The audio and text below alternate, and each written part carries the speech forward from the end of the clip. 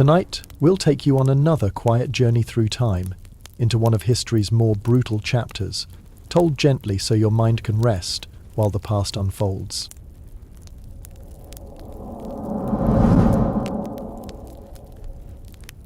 Picture this. It's 326 BC, and I'm Alexander of Macedon.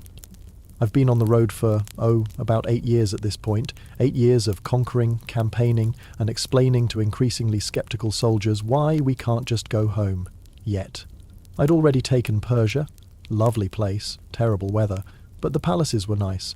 Egypt had practically thrown rose petals at my feet and handed me a crown. I mean, they literally declared me a god. Not bad for a Tuesday. At this point in my career, I had a simple life plan. Find a nice spot, build a city, name it after myself, as one does, and maybe take a long bath. You know, the kind of bath where you can actually relax without someone bursting in to tell you that another rebellion has started somewhere, or that your mother has sent another strongly worded letter about your life choices. But no, instead I found myself standing on the banks of the Hydaspes River, which is in what you'd now call Pakistan, staring across the water at an Indian king named Porus. And Porus, bless his ambitious heart, had decided that what this situation really needed was elephants. War elephants. Lots of them. Now let me pause here to address something. You, lying there in your comfortable bed, probably think elephants are gentle giants. You've maybe seen them in a zoo or in one of those nature documentaries where they're tenderly caring for their young and showing remarkable intelligence. Sweet creatures, right? Well, imagine those sweet creatures, but bigger, angrier, and covered in armour.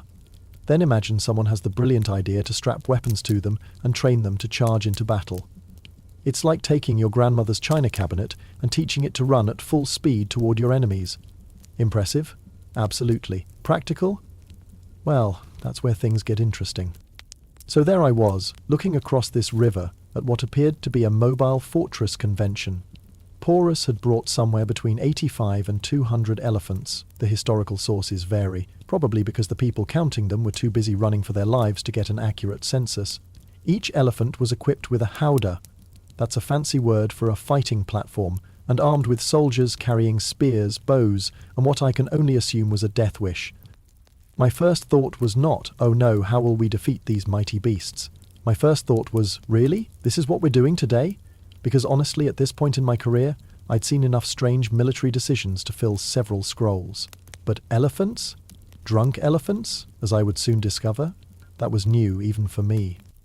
You see, someone in Porus's army, and I really wish I could have met this person just to shake their hand and ask what they were thinking, had decided that the elephants needed a little liquid courage before battle. Yes, you heard that correctly. They gave the elephants wine. Lots of wine. Now, I don't know if you've ever seen a drunk elephant, but I'm going to go out on a limb and say you probably haven't. Neither had I, until that day. And let me tell you, it's not what you'd expect. You might think a drunk elephant would be slow, sleepy, maybe a little giggly. You would be wrong. A drunk elephant is chaos given form. It's a natural disaster with tusks and an attitude problem. But I'm getting ahead of myself again. Let me set the scene properly, because this story deserves to be told right.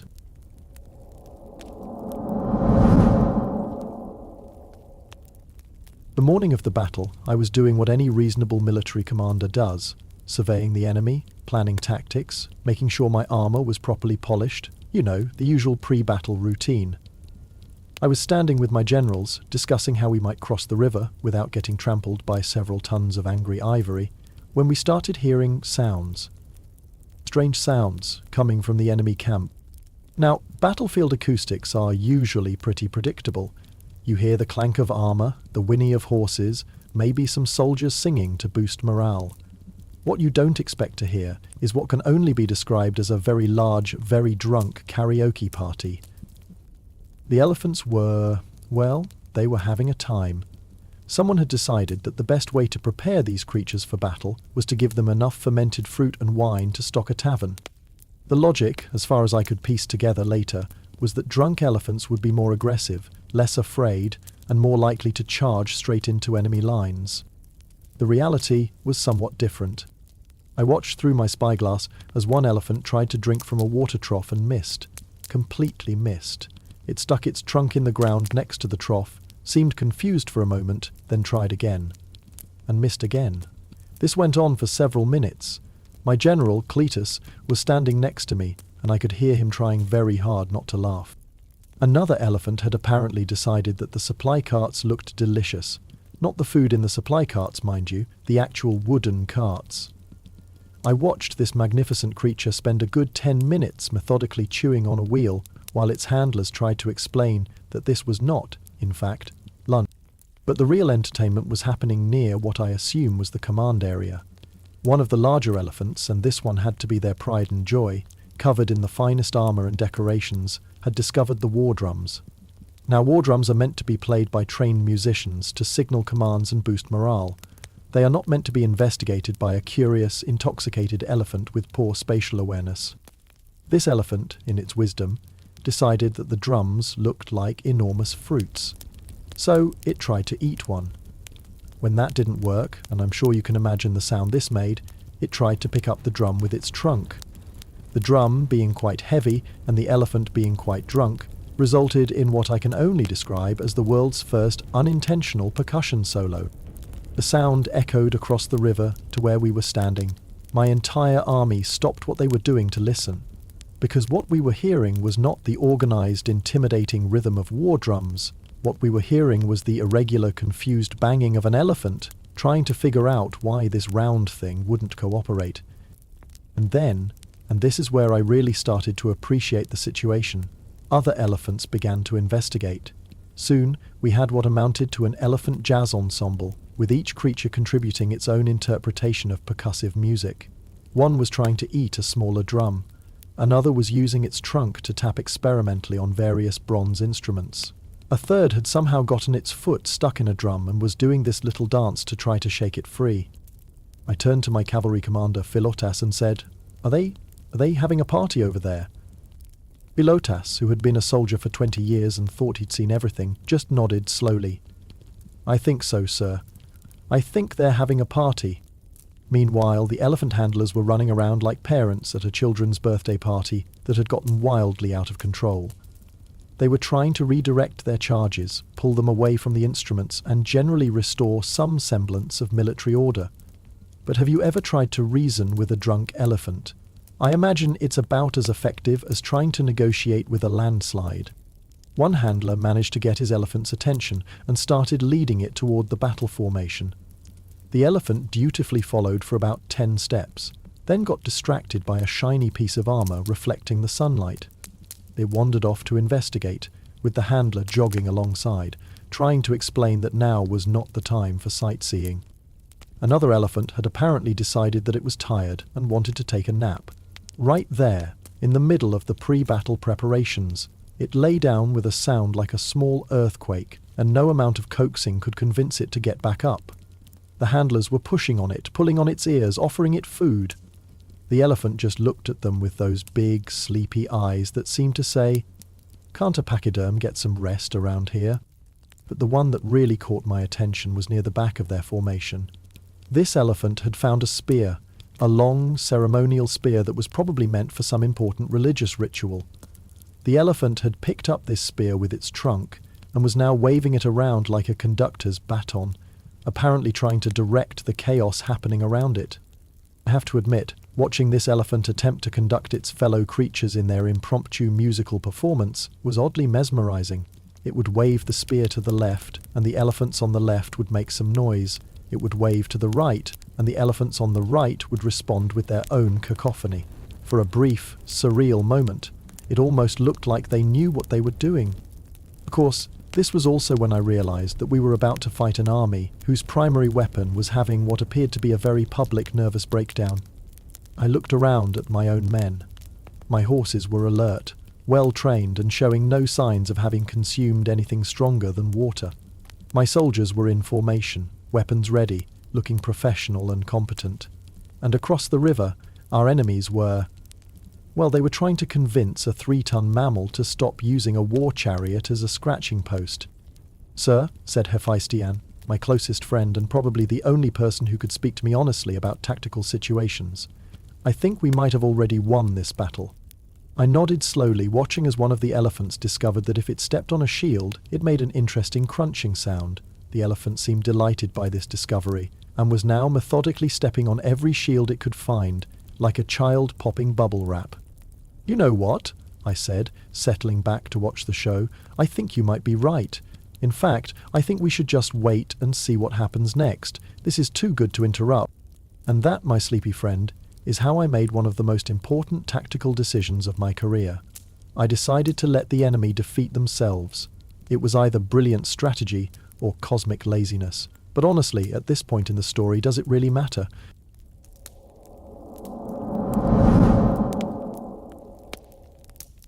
Now, you might think that eventually someone in Porus's army would have realized that having intoxicated elephants on a battlefield was perhaps not the wisest tactical decision.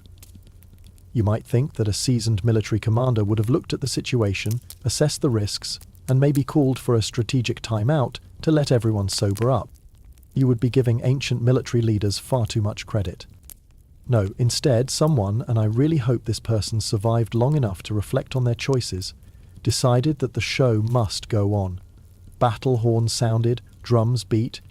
Well, the drums that weren't being investigated by curious elephants beat, and the great drunken elephant charge began.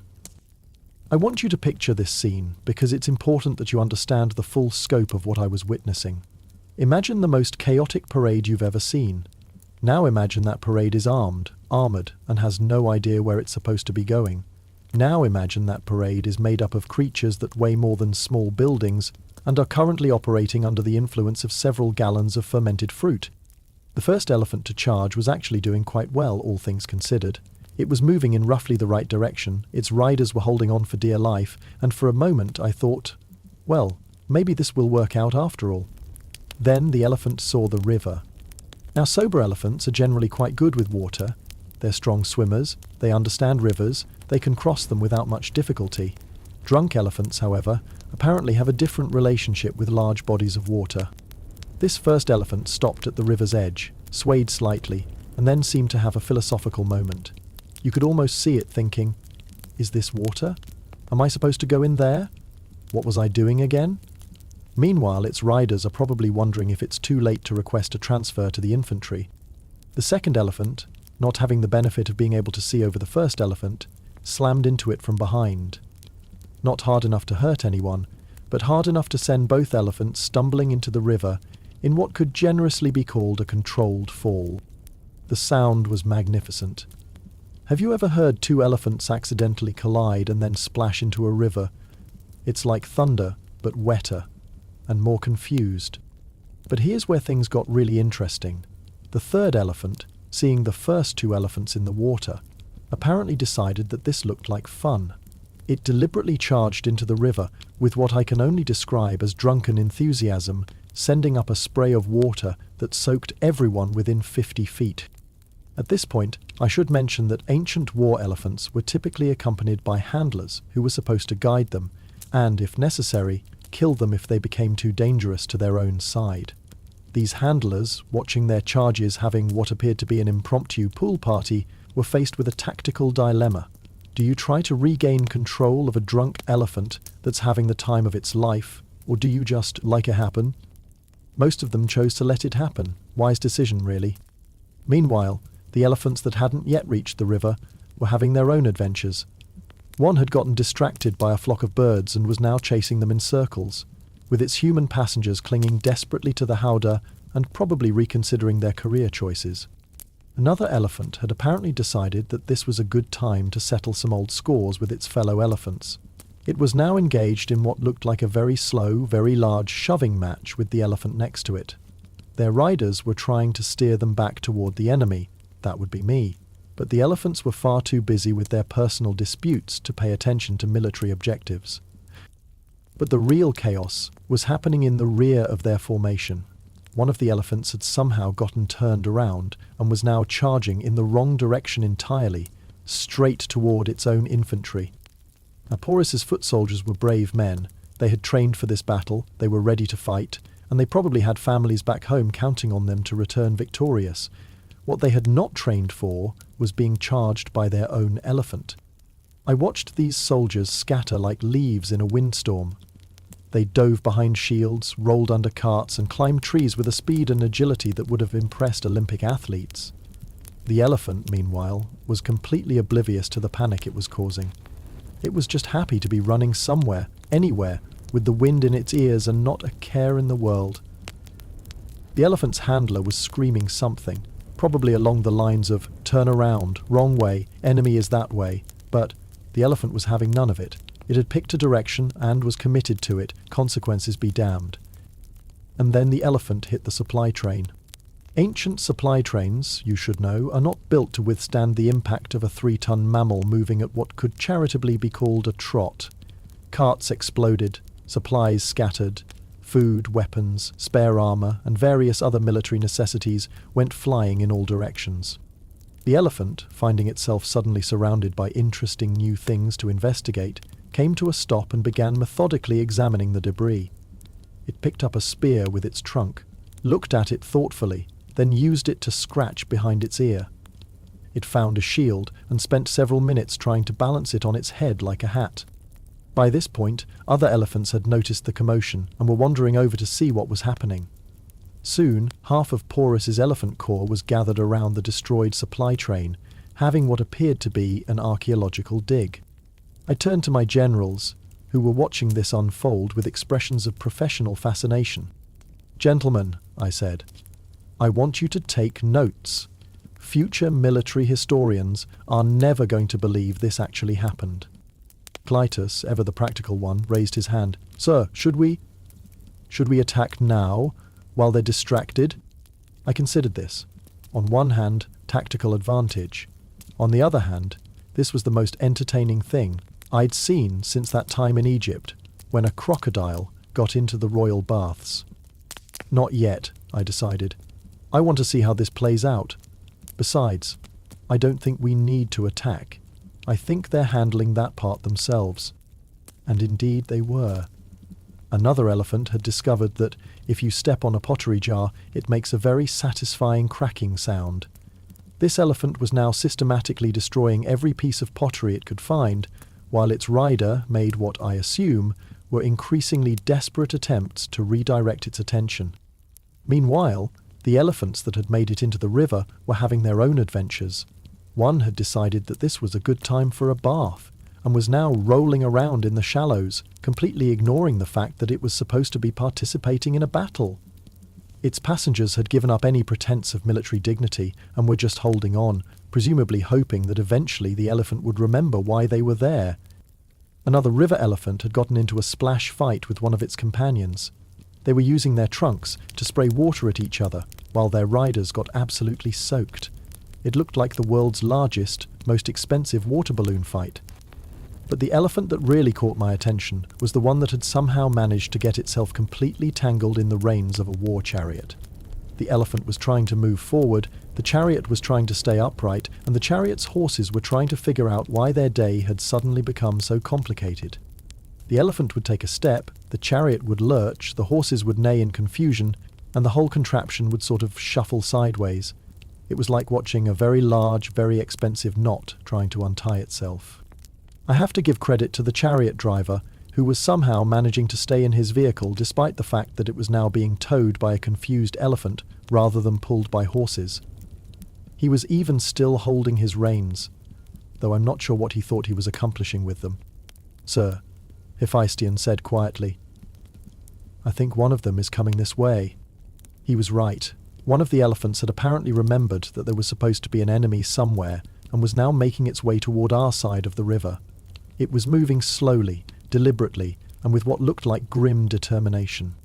For a moment I thought, finally, a proper elephant charge. Then the elephant reached the riverbank, looked at the water, looked at us, looked back at the water, and sat down. Just sat down, right there on the bank, like it had decided that all this warfare business was too much trouble, and maybe a nice rest was what everyone really needed. The elephant's handler was gesturing frantically, probably trying to explain that sitting down was not part of the battle plan. The elephant regarded him with the patient expression of someone who has heard this argument before and remains unconvinced. And that, my drowsy friend, is when I realized that I was not so much fighting a battle as I was watching the world's most expensive comedy show. The enemy was not defeating us. They were defeating themselves, one confused elephant at a time. But the best was yet to come.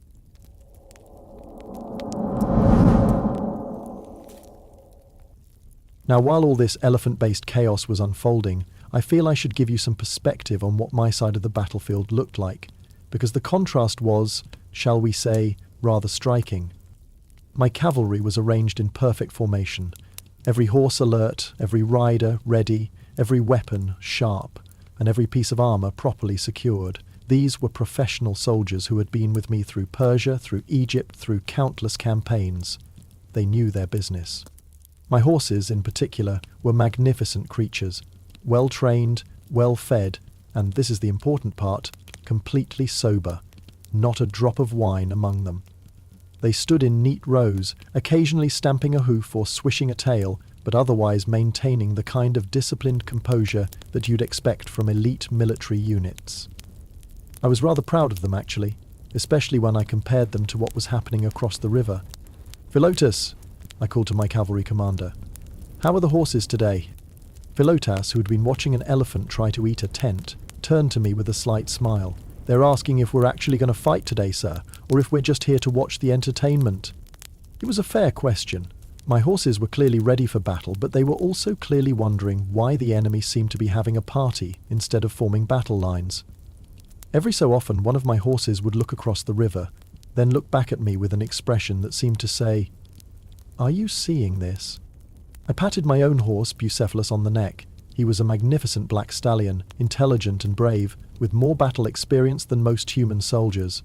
He had carried me through every major campaign, and I trusted him completely.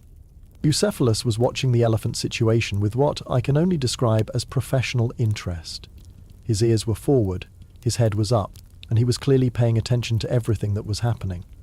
But there was something in his posture that suggested he was not particularly impressed by what he was seeing. "What do you think, old friend?" I asked him quietly. "Should we be worried about the elephants?" Bucephalus turned his head to look at me, then looked back at the elephants. One of them was currently trying to drink from the river while standing on its head. Well, not literally on its head, but leaning forward at such an angle that its trunk was in the water and its back legs were doing this little dance to maintain balance. Bucephalus made a sound that, if it had come from a human, would have been a snort of derision. "I agree," I told him. "Not our most challenging opponent." Meanwhile, my infantry was also displaying the kind of professional competence that had made Macedonia famous. They were in proper formation, shields locked, spears at the ready. Every few minutes one of them would glance across the river at the elephant situation, shake his head slightly, and return to his duties. I could hear some quiet conversation in the ranks, nothing disrespectful, just the kind of professional commentary that soldiers share when they're witnessing something unusual. "Did you see the one with the drum?" "Which one?" "There are 3 of them with drums now." "The big one." "It's trying to wear the drum like a hat." "That's not a hat. That's a..." "No, wait. Now it's definitely trying to wear it like a hat." I have to say, I appreciated my soldiers' ability to maintain their composure while simultaneously providing running commentary on the most unusual pre-battle show any of us had ever witnessed. But it was my horses that really impressed me that day. Because horses, you see, have excellent instincts about danger. They can sense when something is a genuine threat, and when something is just, well, whatever it was that was happening across the river. My cavalry horses were calm, not tense, not nervous, not showing any of the signs that horses display when they're facing a real threat. They were alert and ready, but they were also remarkably relaxed for animals who were supposedly about to charge into battle against war elephants. One of my younger cavalry officers, a fellow named Demetrius, rode up beside me. "Sir," he said, "the horses seem unusually calm today." "Be mine do, don't they?" I replied, watching as an elephant across the river discovered that it could make interesting sounds by stepping on different types of armour. "What do you think that means?" Demetrius watched the elephant concert for a moment. "I think it means the horses are smarter than we are, sir." He had a point. Horses are prey animals. They've evolved to detect threats and respond accordingly. If my horses weren't concerned about the elephants, maybe that was because the elephants weren't actually threatening. To test this theory, I decided to ride a little closer to the river. Not close enough to start a fight, just close enough to get a better view of the situation. Bucephalus moved forward willingly. His ears pricked with interest rather than alarm. We reached a small rise that gave us an excellent view of the elephant situation. From this vantage point, I could see the full scope of what was happening in Porus's army. It was magnificent chaos. Elephants wandering in random directions, some still engaged in their percussion ensemble, others investigating various objects with the focused intensity of scholars examining ancient texts. Their human passengers had largely given up any pretense of military command and were just trying to stay aboard their respective rides. One elephant had found a cart full of spears and was methodically removing them one by one, examining each spear carefully, then dropping it. It was like watching someone reorganize a weapon rack, except the someone was 3 tons and had tusks. Another elephant was having a philosophical moment with its own reflection in the river. It would look down at the water, see itself, then lift its trunk and wave. The reflection would wave back.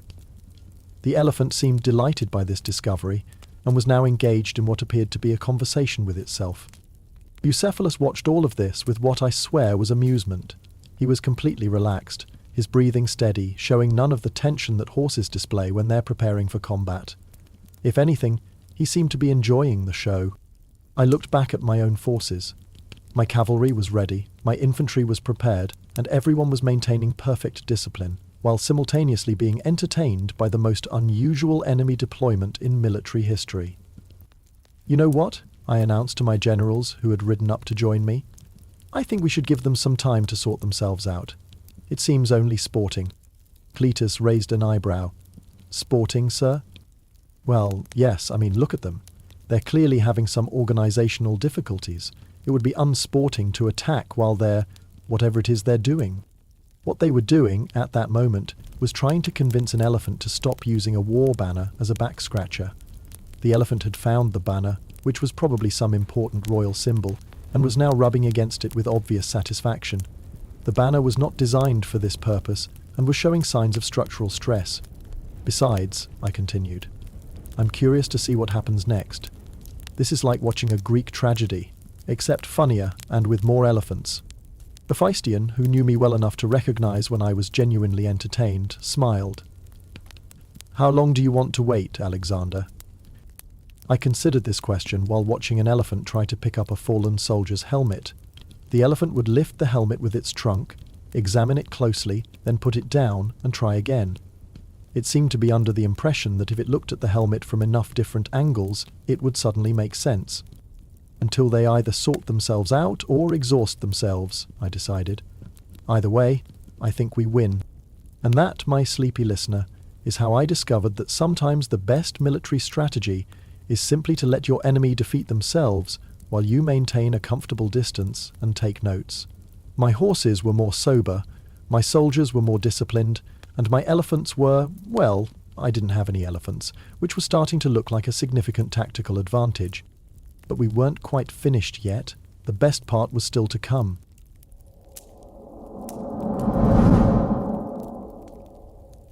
You know, there's something deeply satisfying about winning a battle through the simple expedient of being more organized than your opponent. It's not the most glorious way to achieve victory. There are no heroic charges, no dramatic duels, no stirring speeches that will be remembered for generations, but there is a certain elegance to it.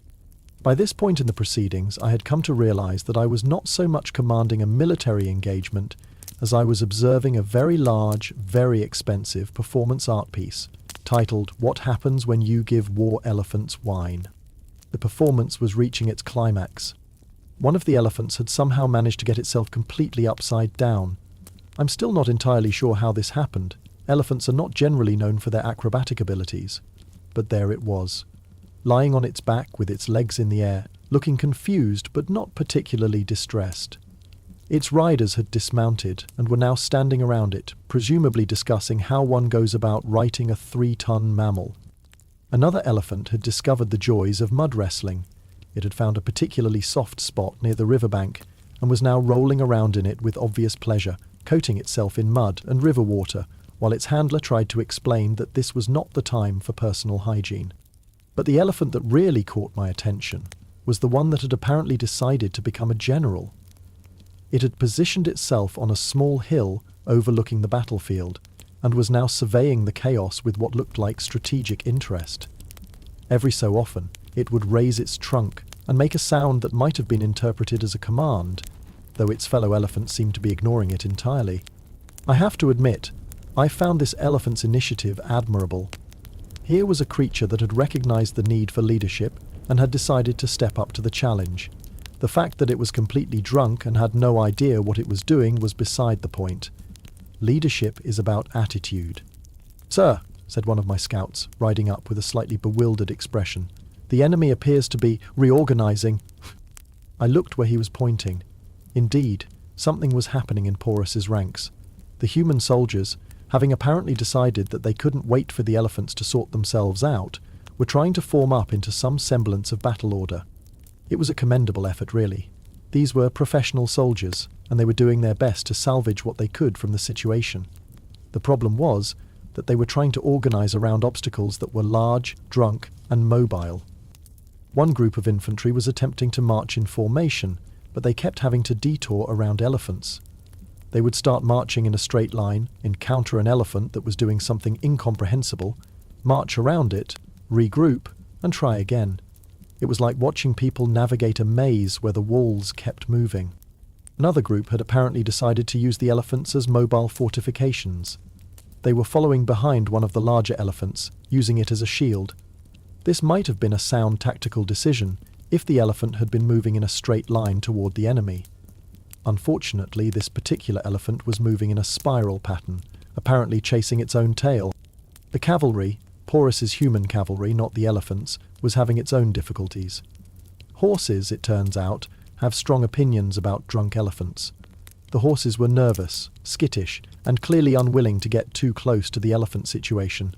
Their riders were having to work very hard just to keep their mounts from bolting. "Philotas," I called, "how do you think our horses would react to drunk elephants?" Philotas considered this question while watching a particularly large elephant try to balance a spear on its trunk. "I think they'd probably just wait for the elephants to fall over, sir."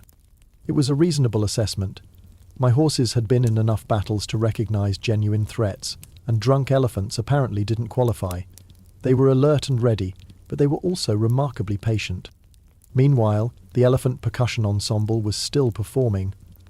They had been joined by several more elephants, and what had started as random banging had evolved into something that almost resembled rhythm. It wasn't good rhythm, mind you, but it was recognizable as an attempt at music. One elephant was keeping time by stepping on shields in a regular pattern. Another was using its trunk to strike various metal objects. A third had found a horn of some kind and was producing sounds that could charitably be described as musical, if you had a very broad definition of music. I found myself oddly entertained by their efforts. Here were these magnificent creatures, trained for war, equipped with the finest armour, and they had spontaneously formed a marching band. It was absurd, but it was also somehow touching. "Sir," Hephaestion said quietly, "I think King Porus is trying to get your attention." He was right. Across the battlefield I could see Porus himself, mounted on what appeared to be the only sober elephant in his entire army. He was waving what looked like a banner, and he seemed to be shouting something. I couldn't hear what he was saying over the elephant concert, but his body language suggested that he was trying to communicate something important, possibly an apology, or maybe a request for a timeout so he could sort out his army. "Should we go talk to him?" I asked. "I think that would be diplomatic," Hephaestion replied. So I rode forward, not charging into battle, but simply riding across the battlefield as if I were going to visit a neighbour. Bucephalus stepped carefully around the various obstacles, a fallen spear here, a confused elephant there, a pile of what appeared to be the remains of a drum set. As I got closer to Porus, I could see that he looked exactly like a man whose carefully planned military campaign had been sabotaged by his own war elephants. He was still mounted, still in full armour, still maintaining his dignity as a king, but there was something in his expression that suggested he was having the worst day of his professional life. "King Porus," I called out when I was close enough to be heard over the ongoing elephant activities. "Lovely day for a battle." Porus looked at me, looked at his elephant orchestra, looked back at me, and then did something I wasn't expecting. He laughed. Not a bitter laugh, not a defeated laugh, but the kind of genuine, exhausted laughter that comes from recognizing the complete absurdity of your situation. It was the laugh of a man who had planned a serious military campaign and ended up hosting what appeared to be the world's first elephant music festival. "Alexander," he said, and his voice carried clearly across the space between us. "I surrender." Just like that. No dramatic speeches, no final desperate charge, no negotiations, just a simple, honest acknowledgement that his army was in no condition to fight anyone, least of all themselves. "Are you sure?" I asked, because it seemed only polite to check. "I mean, you still have, well, you have all those elephants." Porus gestured toward his elephant corps, where one particularly large elephant was now attempting to conduct the others using what appeared to be a broken spear shaft. "Do those look like military assets to you?" I considered this question. At that moment, one of his elephants was trying to drink from a helmet, another was engaged in what looked like a dance-off with its own shadow, and a third was systematically destroying what remained of the supply train. "Point taken," I conceded. "And that, my drowsy friend, is how I won the Battle of the Hydaspes.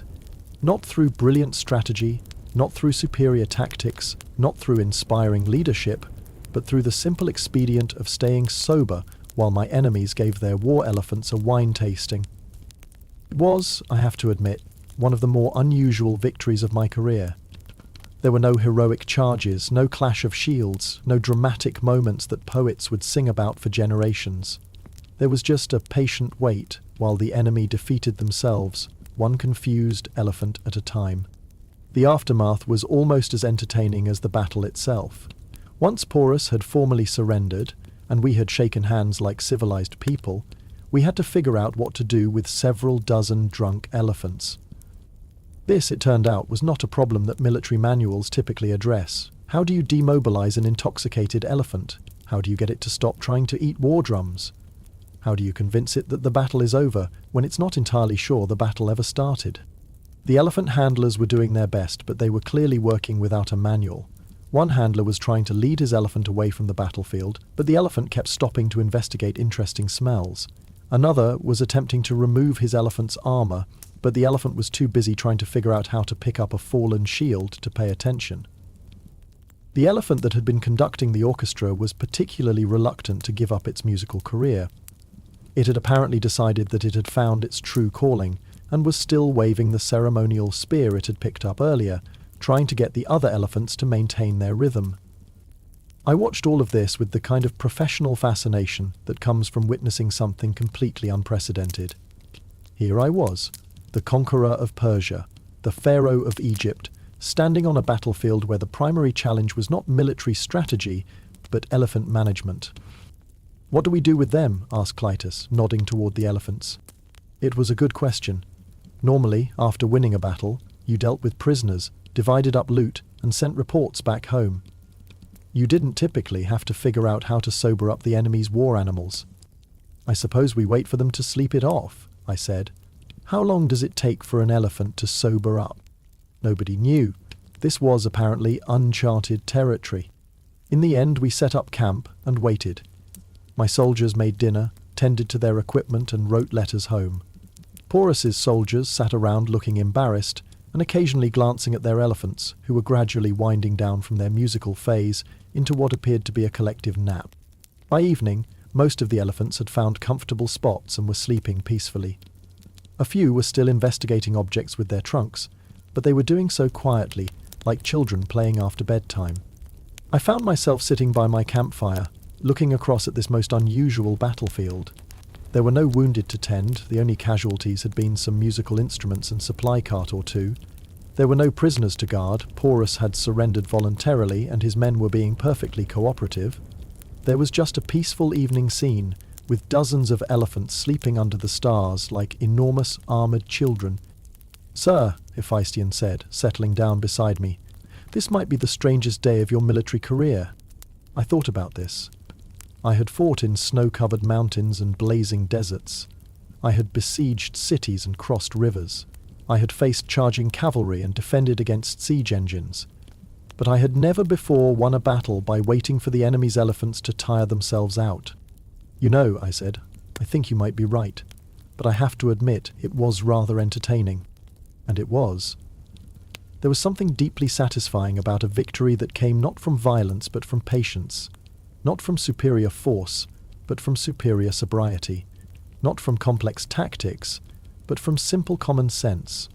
As for Porus himself, I found him to be a thoroughly decent fellow.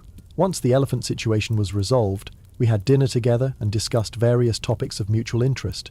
He was intelligent, well-educated, and remarkably good-humoured about the whole affair. The wine was supposed to make them brave, he explained over our meal. The elephant trainers assured me it would work. And did it make them brave? I asked. Porus considered this question. Well, they certainly weren't afraid of anything, including military discipline. I decided I liked Porus. Anyone who could maintain a sense of humour after watching his entire military strategy collapse because his elephants had discovered percussion instruments was the kind of person I could respect. So I let him keep his kingdom. It seemed only fair. After all, he had provided me with the most entertaining battle of my career, and entertainment should be rewarded. Besides, I figured that anyone who had learned firsthand about the dangers of giving elephants wine was probably not going to make the same mistake twice. Porus struck me as the kind of king who would have very strict sobriety policies for his war animals from that point forward.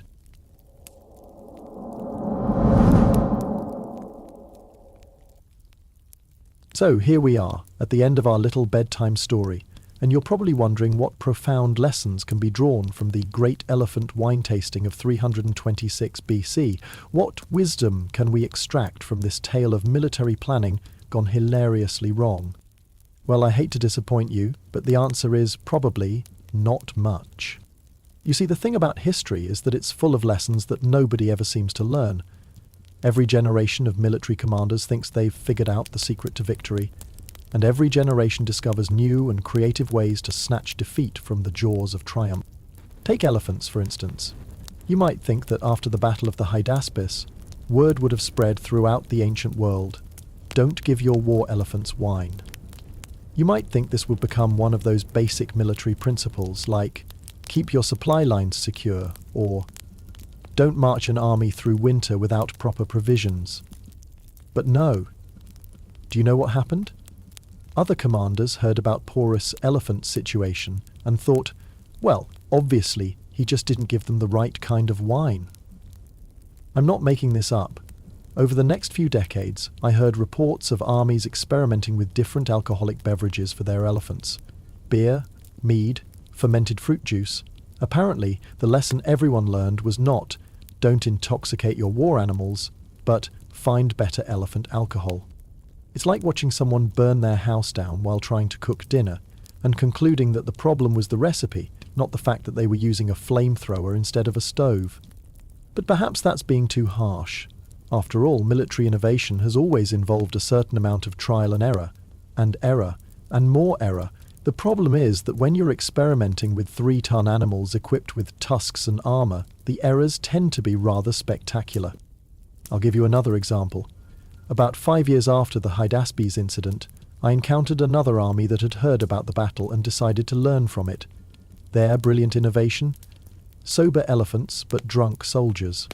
The logic, as it was explained to me by a very earnest young officer after we had defeated them, was that if intoxicated elephants were a problem, then they should keep the elephants sober but give the wine to the humans instead.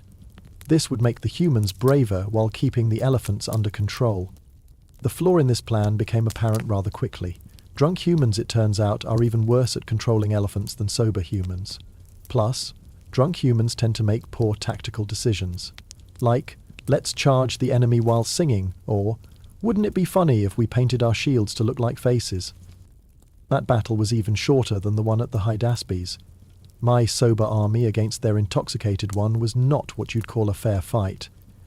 It was like watching adults play a strategy game against children who had been eating too much honey. But here's what really puzzles me about all of this. Why did anyone think that alcohol would improve military performance in the first place? I mean, I understand the basic theory. A little wine can make you feel braver, more confident, less worried about the dangers ahead. But there's a very narrow window between courageously confident and unable to tell the difference between a sword and a stick. And that window becomes much narrower when you're dealing with creatures that weigh more than small buildings. It's like the difference between having a glass of wine with dinner and trying to perform surgery after drinking a whole amphora. One might relax you a little, the other is going to result in some very confused patients. But military commanders, bless their ambitious hearts, have always been attracted to shortcuts. They want the magic formula that will make their armies invincible. They want the secret weapon that will guarantee victory. They want the tactical innovation that will make them famous. What they don't want to hear is that success usually comes from boring things like proper training, adequate supplies, clear communication, and not giving your elephants wine before battle. I learnt this lesson early in my career, which is probably why I conquered most of the known world before I was 30. Not because I was a military genius, though I was pretty good at it, but because I understood that the basics matter more than the innovations. Keep your soldiers fed, rested, and sober. Make sure they know what they're supposed to do and why they're supposed to do it. Don't try to reinvent warfare every time you face a new enemy. And for the love of all the gods, if you're going to use exotic weapons like war elephants, test them thoroughly before bringing them into battle. These are not profound insights, they're common sense. But common sense, as I learned at the Hydaspes, is not nearly as common as you might think. The really ironic thing is that Porus's army probably would have been quite formidable if they had just left the wine out of it. His elephants were well trained, his soldiers were disciplined, and his tactical plan was actually quite sound. The problem wasn't his strategy, it was his pre-battle refreshments. But that's the thing about hubris. It makes you think you can improve on perfectly good ideas by adding unnecessary complications. Why have regular war elephants when you can have enhanced war elephants? Why stick with traditional tactics when you can try something innovative? The answer, as Porus learned that day, is that sometimes traditional tactics are traditional because they work, and sometimes innovations fail spectacularly in ways that provide entertainment for your enemies and material for their bedtime stories. Speaking of bedtime stories, I suppose I should wrap this one up. You've been very patient, listening to me ramble on about drunk elephants and military incompetence. But before I let you drift off to sleep, let me leave you with one final thought. The Battle of the Hydaspes was not the most important battle of my career. It wasn't the most strategically significant. It wasn't the most hard-fought, and it certainly wasn't the most glorious. But it was, in its own way, the most educational. Not because it taught me anything about military tactics, I already knew not to intoxicate my war animals, but because it reminded me that no matter how serious the situation, no matter how high the stakes, no matter how carefully you plan, there's always room for the completely unexpected. Life, whether you're a king or a farmer, a general or a shopkeeper, has a way of surprising you. Sometimes those surprises are pleasant, like discovering that your enemy has defeated themselves before you even have to fight. Sometimes they're unpleasant, like discovering that your supposedly fearsome war elephants have turned into a percussion ensemble. But either way, the surprises keep things interesting, and after 8 years of conquering the known world, I have to admit that interesting was exactly what I needed.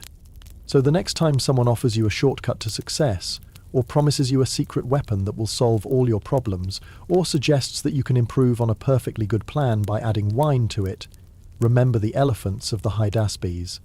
Remember that sometimes the most sophisticated strategy is the simplest one. Stay sober, stay alert, and let your enemies make the mistakes. And if you ever find yourself in command of war elephants, for the love of Zeus, keep them away from the wine. Now then, my sleepy friend, I think it's time I let you get some rest. You've been very patient with an old king's rambling stories, and I'm sure you have better things to do tomorrow than listen to me complain about ancient military planning. But before you close your eyes, take a moment to appreciate the fact that you're going to sleep in a world where the biggest military challenge you're likely to face is figuring out whether to set one alarm or two. No drunk elephants, no confused cavalry, no percussion sections made up of 3-ton mammals with tusks. It's a good world, all things considered. Much more sensible than the one I lived in. Much less entertaining, perhaps, but definitely more sensible. Sleep well, dear listener, and remember, if an elephant ever offers you wine, you now know enough to politely decline. Some lessons from history are worth learning, even if they come wrapped in the most ridiculous stories imaginable. Sweet dreams, And may all your battles be won by patience rather than violence, by wisdom rather than wine, and by keeping your elephants sober until the fighting is done. This has been Alexander, yes, that Alexander, saying good night from the banks of the Hydaspes, where the strangest victory in military history taught me that sometimes the best way to win is simply to let your enemies defeat themselves. Sleep well. The elephants are quiet now. Now, I suppose you're expecting me to clear up any confusion about what actually happened during this delightfully ridiculous affair, because obviously nothing says historically accurate like a story told by someone who died over 2,000 years ago and has a tendency toward dramatic embellishment. But very well, let me walk you through the factual chronology of events, just so we're all clear on what transpired during this monumentally strange day in 326 BC. The Battle of the Hydaspes did indeed take place in May 326 BC, during my campaign into the Indian subcontinent. I had been conquering territories for 8 years at this point, having already subdued Persia, Egypt, and most of the known world.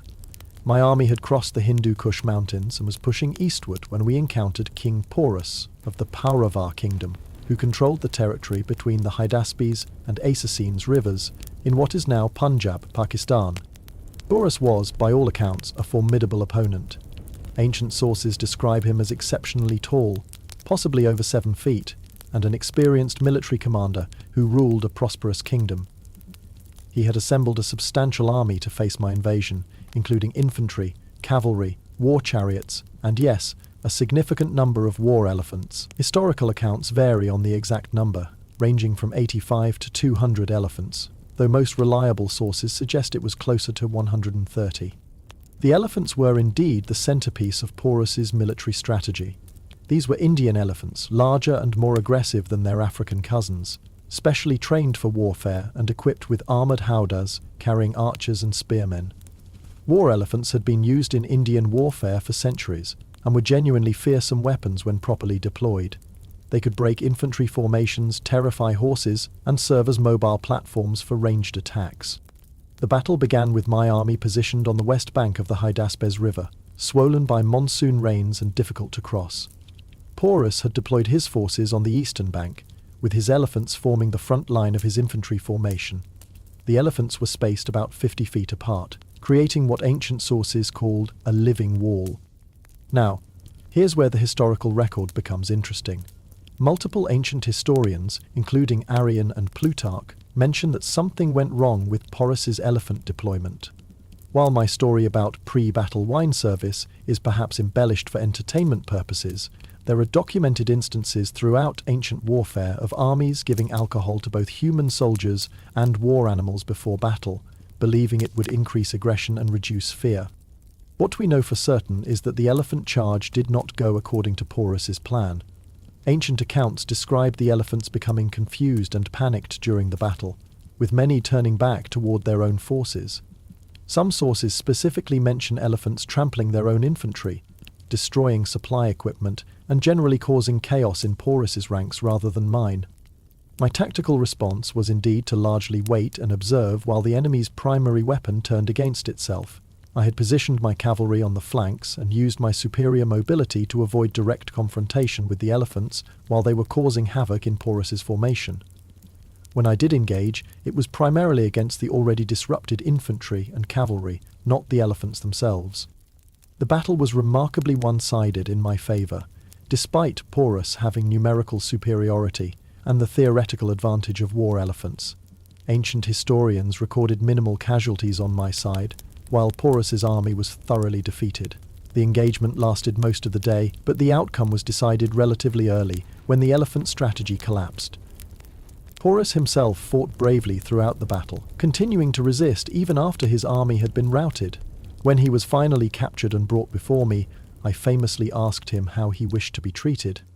His reply, "Like a king," impressed me sufficiently that I not only spared his life, but allowed him to continue ruling his kingdom as a vassal state. The aftermath of the battle was significant for my campaign. The victory secured my control over the Punjab region and demonstrated that even the most exotic military tactics could be overcome through discipline and tactical flexibility. However, it also marked the beginning of the end of my eastward expansion. My army, exhausted by years of campaigning and demoralized by the fierce resistance they encountered in India, would soon refuse to march further east. The Battle of the Hydaspes was notable for several military innovations I employed, including the use of mounted archers and the tactical coordination of infantry and cavalry in difficult terrain. But perhaps most importantly, it demonstrated that superior training and discipline could overcome seemingly overwhelming advantages in equipment and numbers. As for the elephants themselves, those that survived the battle were incorporated into my own army. War elephants would continue to be used in ancient warfare for centuries, though their effectiveness remained inconsistent. The fundamental problem with using elephants in battle, their tendency to panic and become uncontrollable, was never fully solved, which is why they eventually disappeared from military use.